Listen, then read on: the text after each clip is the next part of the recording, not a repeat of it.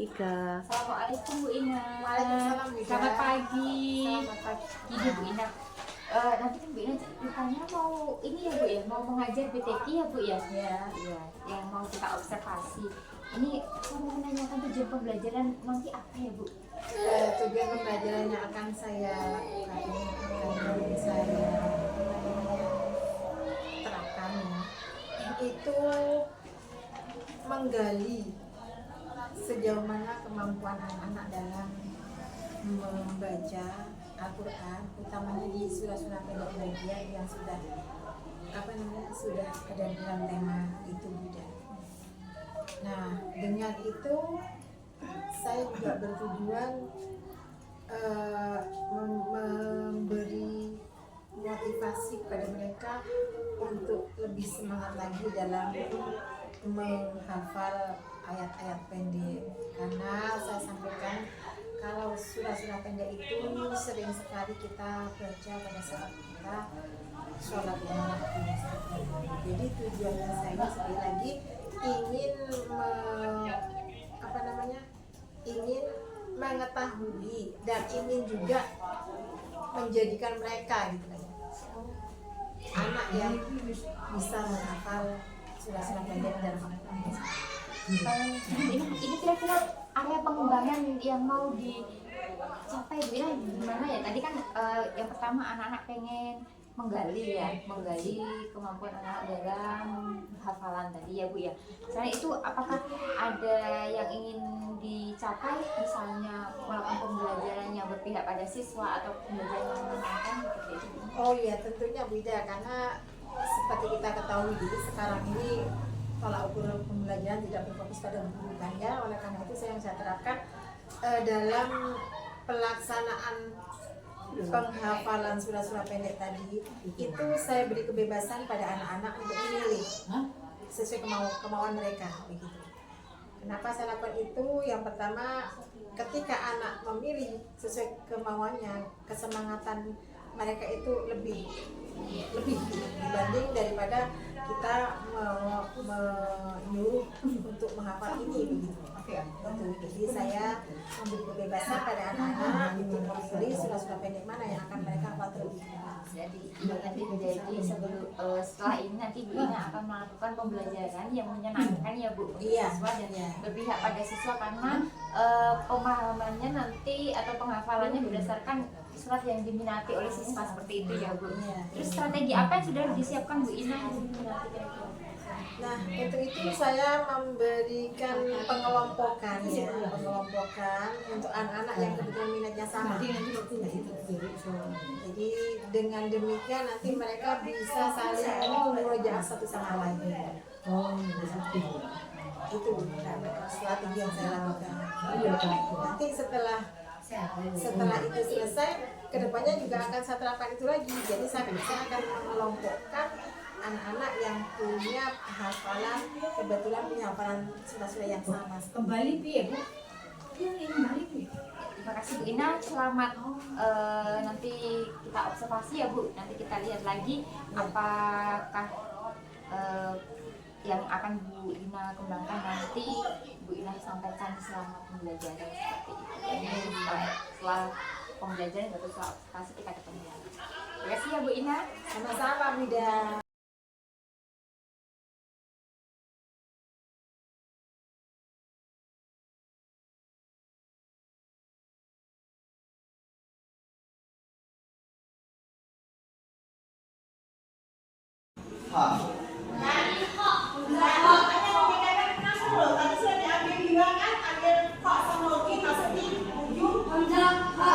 Sekarang yang di pertengahan tenggorokan apa saja? Ainnya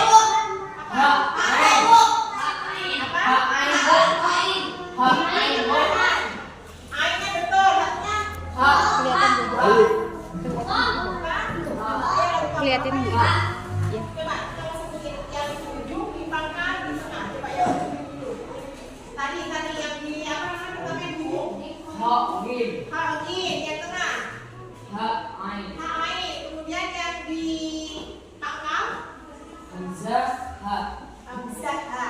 Udah mah 3 dibagi 3, jadi 2 ini 2 itu ya.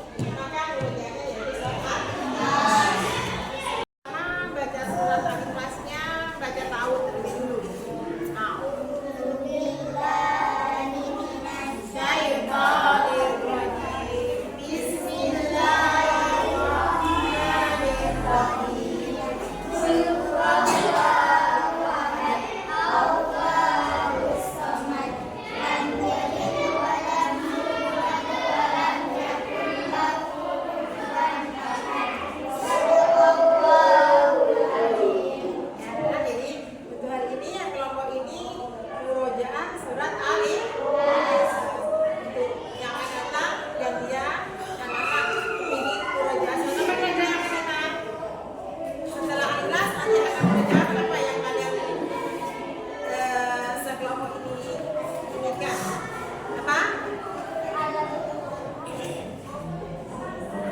Al-falaq ya. Nah, istilah ini al-falaq.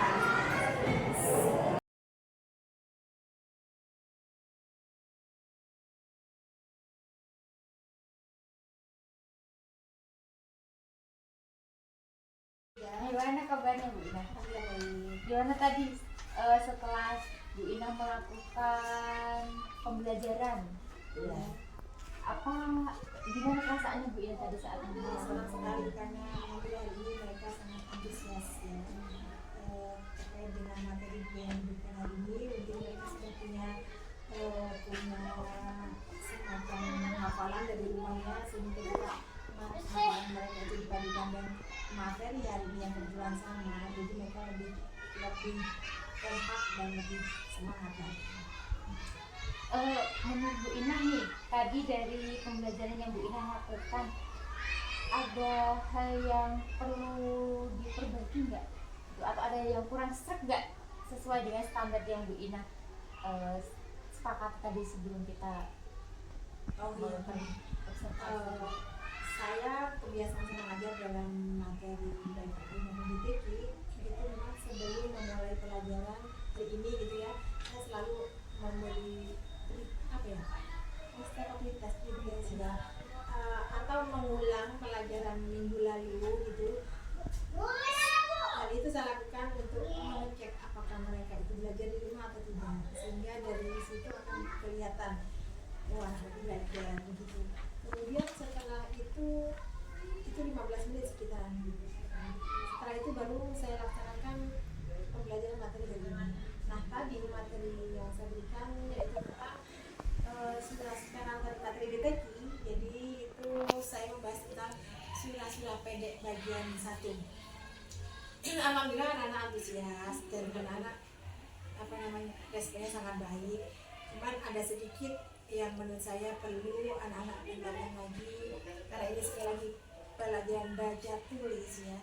Mereka bacanya sudah alhamdulillah baik, cuma dalam hal menulis mungkin mereka masih butuh lebih banyak berlatih. Jadi kan Bu Ina ini sudah melakukan pembelajaran yang menyenangkan ya Bu ya bagi siswa gitu, dan tadi terbukti anak-anak sudah antusias dalam melakukan kegiatan pembelajaran gitu. Nah menurut Bu Ina ini apa saja ya hal-hal yang mungkin akan Bu Ina lakukan ke depannya itu supaya anak-anak ini tadi kan di hal membaca itu sudah bagus ya Bu ya, tapi di hal menulis mungkin masih ada sedikit PR lah menurut Bu Ina yang mungkin yang perlu diperbaiki. Apa saja strategi yang mungkin Bu Ina lakukan nanti ke depannya? Terkait dengan kemampuan mereka meningkatkan daya tulis mereka ya, itu salah satunya saya memberikan PR. Saya beri tugas mereka untuk mencari surah-surah pendek di juz 6 yang mereka yang mereka suka gitu. Artinya karena di juz 6 itu kan banyak sekali surah pendek. Saya tidak memaksakan harus surah ini, tidak, tapi apa yang mereka minati gitu. Karena kadang-kadang anak-anak merasa kalau saya perintah ini itu terlalu panjang gitu kan. Makanya saya beri kesempatan pada mereka memilih surah pendek mana yang akan ditulis lebih dulu begitu. Walaupun pada akhirnya nanti dia akan nyampe pada yang dia sedikit kurang ini gitu ya. Nah tujuan saya itu saya wanti-wanti betul ketika PR itu di rumah kan kerjakannya jangan sampai ada yang membantu gitu. Sehingga saya mengetahui betul kalau ini hasil tulisan sendiri. Dari situ nanti saya akan mengoreksi, oh anak ini sudah sedikit mampu, kurang mampu, atau belum mampu sama sekali seperti itu dalam hal menulis huruf-huruf hijaiyah atau huruf surat itu. Menyenangkan sekali saya ngobrol sama Bu Ina, dia tadi menginspirasi. Jadi Bu Ina nanti akan mengadakan tugas mandiri ya berarti intinya Bu ya. Tapi tugas mandiri ini tetap menyenangkan ya Bu ya. Gimana anak-anak ini nanti memilih sendiri surat yang mau ditulis gitu. Soalnya kan kita nggak tahu ya Bu, minat anak ini kan berbeda tiap anak gitu. Jadi ini Bu Ina sudah melakukan pembelajaran diferensiasi ya Bu, diferensiasi konten gitu. Ya tadi yang pas Bu Ina di kelas Bu Ina melakukan pembelajaran diferensiasi konten, gimana anak-anak juga senang ya tadi ya, saya lihat antusias misalnya tanya jawab kayak gitu, misalnya Bu Ina memberikan request tadi itu banyak yang respon gitu, dan anak paham dengan apa yang diajarkan Bu Ina di minggu-minggu sebelumnya. Itu yang dari saya ya Bu tadi seperti Mbak sebelah tentang observasi yang saya lakukan ke gorengan gitu. Jadi karena juga Bu Ina juga sudah berkomitmen kalau misalnya nanti di pembelajaran selanjutnya untuk meningkatkan kemampuan menulisnya nanti ya dengan PR. Nanti apa yang Bu Ina dapat nih setelah Bu Ina melakukan observasi? Ada beberapa yang sangat menarik bagi saya. Saya sangat bersyukur ternyata anak-anak itu walaupun mereka sekolahnya di lembaga SMP ya, yang notabene SMP itu pelajaran agamanya dikemas dalam satu kurikulum gitu ya, PAI seperti itu. Kalau di MTS itu kan untuk pelajaran agama lebih detail lagi karena akidah akhlak ada kurikulum sendiri, fikih sendiri, bahasa Arab sejarah sendiri seperti itu. Tapi walaupun di SMP dikemasnya dalam bentuk satu kurikulum PAI, mereka alhamdulillah kemampuannya tidak kalah dengan mereka yang ini. Ya, alhamdulillah hal itu saya sering menyelipkan memang karena saya sangat tahu dan sangat memahami kebutuhan anak-anak seperti itu. Artinya seperti anak cewek yang saya sering mengatakan, anak-anak walaupun kalian di dalam pelajaran itu hanya anggapnya secara global saja yang kamu terima gitu kan, tapi saya selalu membuka kesempatan bagi kalian bertanya sebanyak-banyaknya. Jadi jangan sampai kalian itu menyembunyikan atau mengabaikan ketidaktahuan gitu. Karena tempat ini ada tempat di mana kamu memproses diri dari tidak tahu menjadi tahu. Saya akan berusaha menjawab sebaik mungkin dan semaksimal mungkin apa yang dirasakan tidak tahu seperti itu. Alhamdulillah yang menarik bagi saya itu anak-anak pemahamannya sudah lumayan bagus walaupun mereka di ini. Kemudian juga keantusiasan mereka setiap saya memberikan